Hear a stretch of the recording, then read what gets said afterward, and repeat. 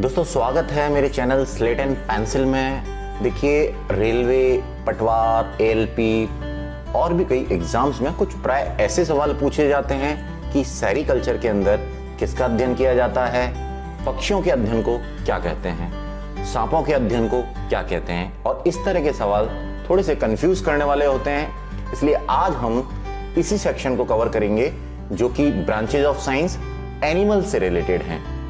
हम इनको पहले ट्रिक्स के माध्यम से पूरा याद करेंगे और फिर अंत में एक टेस्ट लगा करके देखेंगे कि हमें ये सारे याद हुए या नहीं। तो दोस्तों बिना देरी किए शुरू करते हैं। देखिए पहला है सेरीकल्चर। अब कहीं ना कहीं सेरी के अंदर छुपा हुआ है साड़ी, और ये साड़ी कैसी है?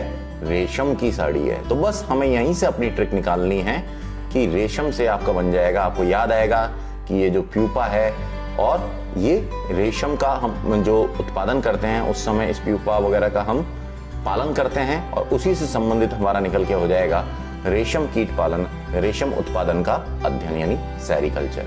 सेरी से साड़ी और साड़ी किसकी है? रेशम की। और आप यहां से सीधा सीधा कनेक्ट कर लेंगे रेशम कीट पालन को यानी सिल्क इंडस्ट्री, रेशम उत्पादन को। अगला है पिसीकल्चर। देखिए पिसी, अब आप देखिए पिसीकल्चर से आप क्या निकालें कि देखिए जब भी हम मछली को खाते हैं, उसको कुक करते हैं, तो उससे पहले हम मछली के पीस करते हैं, फिर छोटे टुकड़े करके उसको हम फ्राई करके खाते हैं। तो मछली के काटे पीस आपको इसी तरीके से याद रखना है, और इसी से आपका निकल के आ जाएगा कि मछलियों का जो व्यापारिक उत्पादन होता है, फिश फार्मिंग, वही होता है पिसीकल्चर। यहाँ आप देख रहे हैं कि मछलियों को बड़े बड़े तालाबों में रखा जाता है, उनका पालन किया जाता है और उनका उपयोग में लिया जाता है। अगला है इक्थियोलॉजी। देखिए इक्थियोलॉजी से मेरा तात्पर्य है कि आप यहाँ पर आप पकड़िए एक थी मछली, इक्थियो से एक थी मछली। तो मछलियों की जो आंतरिक संरचना है उसका जो अध्ययन होता है फिश स्ट्रक्चर का, वो होता है इक्थियोलॉजी। अब देखिए इसमें क्या फर्क है? पहले वाला था वो मछलियों का पालन था, जो हम व्यापारिक उत्पादन करते हैं खाने के लिए, वो था आपका। और अभी ये जो इक्थियोलॉजी है वो है आपकी मछली की आंतरिक संरचना का अध्ययन। आई होप आपको याद हो जाएगा। ऑर्निथोलॉजी। देखिए ऑर्नी, ऑर्नी, ऑर्नी, और ऑर्नी से बनाइए आप मोरनी, मोरनी, मोरनी, ऑर्नी, मोरनी। और मोरनी क्या है? पक्षी। तो पक्षियों यानी बर्ड्स का अध्ययन ही क्या कहलाता है? ऑर्निथोलॉजी।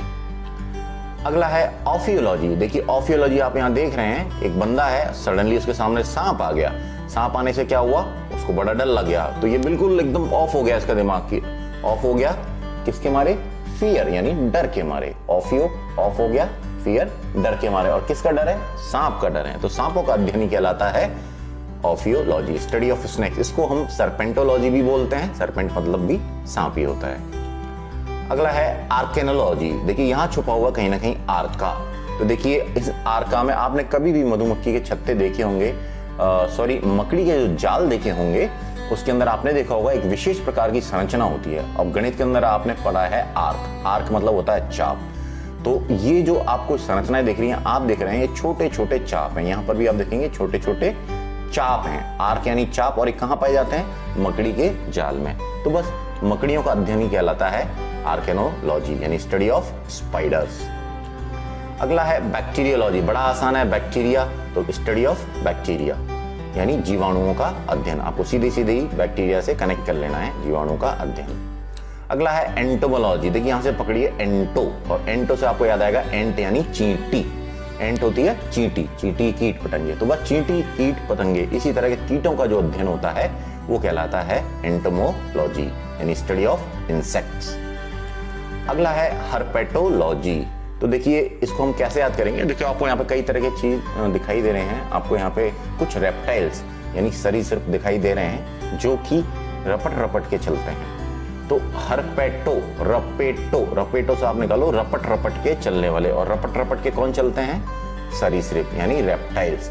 तो हर्पेटोलॉजी हो जाएगा स्टडी ऑफ रेप्टाइल्स, सरीसृप का अध्ययन। अगला है मैरीकल्चर। देखिए मैरी से आप निकालिए मरीन। मरीन का मतलब ही समुद्री होता है, यानी समुद्र में रहने वाली कोई भी चीज वो मरीन कहलाती है। अब देखिए आपको यहां से ये पकड़ना है कि देखिए जो मैरीकल्चर है समुद्र से रिलेटेड है, तो समुद्री जीवों का उत्पादन हम कई समुद्री जीवों का उत्पादन अपने फायदे के लिए करते हैं, उनकी फार्मिंग करते हैं, तो वो आपका इसके अंतर्गत आ जाएगा। इसका दूसरा नाम एक एक्वा कल्चर भी होता है, और एक्वा मतलब भी पानी ही होता है। आपने कई तरह की पानी की बोतलें भी देखी होंगी, एक्वा गार्ड जो वाटर फिल्टर है, एक्वाफिना, तो पानी से रिलेटेड कोई भी चीज़ एक्वा होती है, तो ये कहीं ना कहीं उसको कनेक्ट कर रहा है। तो मरीन समुद्री और समुद्री जीवों का उत्पादन मैरी कल्चर। अगला है पैरासिटोलॉजी। देखिए पैरासाइट्स जो होते हैं वो होते हैं परजीवी, तो सीधे सीधे आप याद रख सकते हैं कि पैरासाइट जो होते हैं परजीवी, और परजीवियों का अध्ययन ही आपका पैरासिटोलॉजी होता है। लेकिन यदि आपको फिर भी याद नहीं होता है तो आप एक दवाई याद कीजिए, पैरासिटामोल, आपने सुना होगा। अब कोई आदमी बहुत बीमार रहता है तो किस पे निर्भर है? उस पैरासिटामोल टैबलेट पर निर्भर है। इतनी दवाई खाता है वो पैरासिटामोल पर निर्भर है, जीवित है, तो उसी पर जीवित है, परजीवी है। तो परजीवी जीवों का अध्ययन जो है वो कहलाता है पैरासिटोलॉजी। पर ज्यादा बेहतर है कि आप इसको सीधे सीधे याद रखें, स्टडी ऑफ पैरासाइट्स, पैरासिटोलॉजी, पैरासिटो यानी परजीवी। अगला है वर्मी कल्चर, बहुत इंपॉर्टेंट है। वर्मी से आप बनाइए अर्थवर्म। इसको आप, ये जो केंचू है आपको देख रहे हैं, इनको अंग्रेजी में बोलते हैं अर्थवर्म। तो देखिए हम वर्मी कल्चर का से हमारा क्या तात्पर्य है? हम एक विशेष टंकी के अंदर कुछ विशेष प्रक्रिया के तहत केंचुओं को डालते हैं, उसमें मिट्टी डालते हैं और भी चीजें डालते हैं, और उससे हम खाद बनाते हैं, और ये बहुत ही उपयोगी खाद होती है। तो इससे हमारा निकल के आ जाएगा केंचुओं का पालन। तो वर्मी कल्चर, वर्मी से वर्म, वर्म से अर्थवर्म यानी केंचुए, और केंचुओं का पालन ही क्या हो जाएगा? आपका वर्मी कल्चर। अगला है वायरोलॉजी। देखिए वायरोलॉजी कैसे याद करेंगे? देखिए कोई भी बीमारी है वो वायरल हो जाती है, एक जगह से दूसरी जगह पे फैलने लगती है, तो किसके कारण होती है? क्योंकि उसके अंदर विषाणु होते हैं। तो वायरल हो जाती है किसके कारण? विषाणुओं के कारण, यानी वायरस के कारण। तो वायरस की स्टडी ही आपकी वायरोलॉजी होती है, यानी वायरस यानी विषाणु, तो विषाणुओं का अध्ययन ही आपका वायरोलॉजी है। अगला है सौरोलॉजी। देखिए सौरों से आप बनाइए शोर। एक लड़की है एकदम से शोर मचाने लग गई, तो ऐसा क्या हो गया? एकदम से आ गई उसके सामने छिपकली, तो छिपकली के डर के मारे वो शोर मचा रही है, ओई माँ छिपकली आ गई।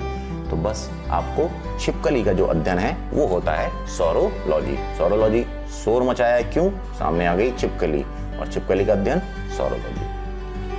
अब बात आती है एक छोटे से टेस्ट की। मैंने बताया था कि आपको जितनी भी ट्रिक्स मैं आपको यहाँ पे बता रहा हूँ, हम लास्ट में उनका रिवीजन करते हैं एक छोटे से टेस्ट के माध्यम से।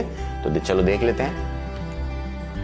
सेरीकल्चर में किसका अध्ययन होता है? सही जवाब है रेशम उत्पादन का। आपको याद आ जाना चाहिए, सेरी से रेशम की साड़ी, और मैंने आपको ये अच्छे से याद करवाया था। मछलियों का व्यापारिक उत्पादन, जो कि हम खाने पीने के उपयोग में लेते हैं मछलियों का, तो एक बड़े पैमाने पर उत्पादन होता है, उसको क्या कहा जाता है? सही जवाब है पिसीकल्चर। तो मछलियों को मैंने बताया था कि कुक या फ्राई करके खाते हैं, उस समय करने पड़ते हैं उसके पीस। मछलियों की संरचना का अध्ययन के विज्ञान को क्या कहते हैं? सही जवाब है इक्थियोलॉजी। इक्थियो से मैंने बताया था एक थी मछली। पक्षियों के अध्ययन के विज्ञान को क्या कहते हैं? सही जवाब है ऑर्निथोलॉजी। देखिए ऑर्नी से मोरनी, मोरनी, मोरनी है एक पक्षी, तो पक्षियों से पक्षियों का अध्ययन। मकड़ियों के अध्ययन के विज्ञान को क्या कहते हैं? सही जवाब है आर्केनोलॉजी। मैंने बताया था मकड़ियां जब जाल बनाती हैं तो उसके अंदर आपको आर्क यानी चापनुमा संरचनाएं दिखाई देती हैं। सर्पों का अध्ययन क्या कहलाता है? सही जवाब है ऑफियोलॉजी। ऑफ हो गया, फियर यानी डर के मारे, और वो डर किसके कारण हुआ? क्योंकि सामने था सांप। कीटों का वैज्ञानिक अध्ययन क्या कहलाता है? सही जवाब है एंटोमोलॉजी। एंट से चींटी, और चींटी भी एक प्रकार का कीट ही है। हर्पेटोलॉजी में अध्ययन किया जाता है। सही जवाब है सरीसृप का। हर्पेटो से मैंने आपको बताया था रपेटो, रपट रपट के चलने वाले यानी रेप्टाइल्स यानी सरीसृप। सौरोलॉजी में अध्ययन किया जाता है। सही जवाब है छिपकली का। शोर मचाया लड़की ने क्यों? क्योंकि सामने आ गई थी छिपकली। समुद्री जीवों के उत्पादन के विज्ञान को क्या कहते हैं? सही जवाब है मैरीकल्चर। मैरी से मैंने बताया था मरीन, और मरीन का मतलब ही होता है समुद्री। वर्मी कल्चर में किसका अध्ययन होता है? सही जवाब है केंचुओं का पालन। मैंने बताया था वर्मी यानी अर्थवर्म यानी केंचुए, और केंचुओं को हम पालते हैं ताकि उनसे हम अच्छी अच्छी खादें बना सकें। दोस्तों ये मेरे कुछ सोशल मीडिया अकाउंट्स हैं, आप इनको देख सकते हैं, मुझे फॉलो कर सकते हैं। और यदि दोस्तों आपने अभी तक मेरे चैनल को सब्सक्राइब नहीं किया है तो प्लीज चैनल को सब्सक्राइब कर लें, तथा साथ ही साथ बेल बटन को प्रेस कर दें ताकि आपको लेटेस्ट वीडियोस की नोटिफिकेशन टाइम पर मिल सके। साथ ही साथ मेरे वीडियो को लाइक कर दें और अपने दोस्तों के साथ शेयर करना इसको बिल्कुल ना भूलें। आज के लिए इतना ही दोस्तों, मिलते हैं अगले वीडियो में। Good night.